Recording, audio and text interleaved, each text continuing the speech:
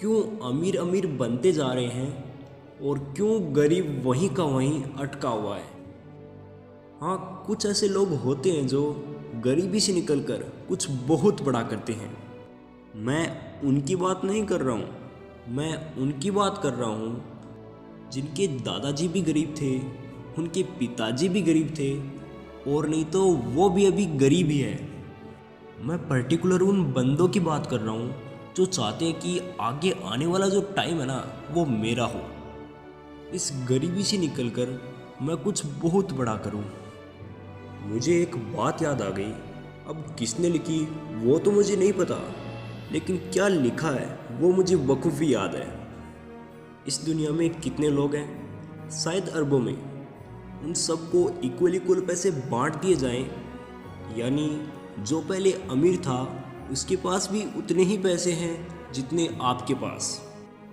लेकिन बाद में ट्विस्ट कहाँ आता है? अगले 1 साल बाद जो बंदा पहले अमीर था, यानी जितने पैसे उसके पास पहले थे उतने ही पैसे उसके पास फिर से आ जाते हैं। अब ये कैसे हुआ? इसका मैं आपको एक लाइव एग्जांपल दिखाता हूँ। क्या आप इन्हें जानते हैं? शायद कुछ लोग इन्हें जानते होंगे और कुछ लोग नहीं।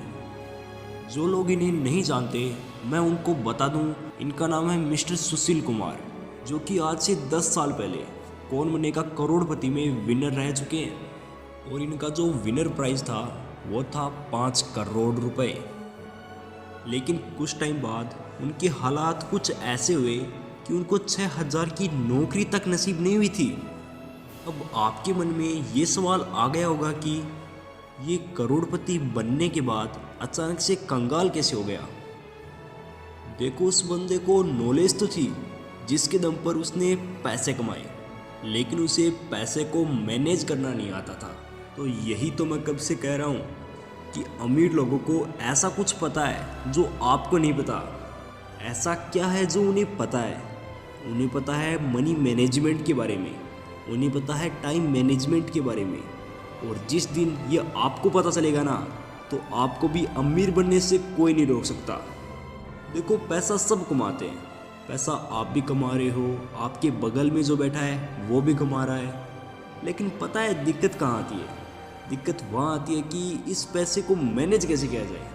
कमा तो सब लेते हैं, लेकिन उस पैसे को मैनेज करना नहीं आता कि सही पैसा कहाँ पे लगाया जाए, किस चीज़ को हमें खरीदनी चाहिए, ये आपको नहीं पता। देखो, जितना ज़रूरी होता है ना पैसा कमाना, उससे भी कई गुना ज़रूरी होता है उस पैसे को मैनेज करना। वरना पैसे तो आप कमा लोगे, लेकिन कुछ ही टाइम बाद आप जिस जगह पे पहले थे उसी जगह पे आप वापस आ जाओगे।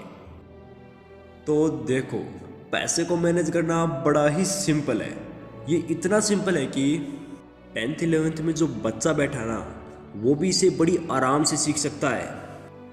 तो मैं इसको इतना सिंपल क्यों कह रहा हूँ? क्योंकि ये सिंपल है। वाकई में भाई, ये बहुत सिंपल है। देखो, हमारी दुनिया में 2 तरह के लोग हैं।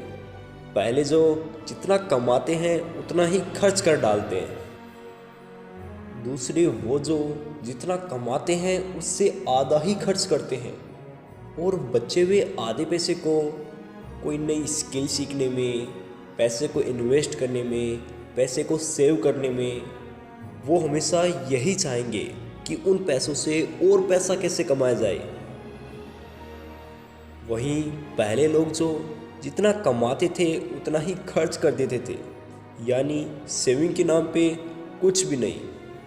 भगवान करे कि ऐसा ना हो, लेकिन कोई ऐसी सिचुएशन आ जाए जिसमें आपको अचानक से ही पैसों की ज़रूरत हो, तब आप क्या करोगे? ओबियसली बात है, आप कर्ज लोगे और उस कर्ज को चुकाने के चक्कर में आप गरीब से और गरीब बनते जाओगे। यही कारण है कि गरीब गरीब क्यों बन रहा है। लेकिन इसके भी 2 उपाय हैं। पहला, आप अपने खर्चों को कम कर दीजिए, जिससे आपकी इनकम बचेगी और उसी इनकम से आप कोई नई स्किल सीखने में, उस पैसे को इन्वेस्ट करने में और बहुत से आप काम कर सकते हो। लेकिन इससे बेहतर दूसरा उपाय है, आप अपने खर्चों को तो उतना ही रखिए, लेकिन अपनी इनकम को जनरेट कीजिए।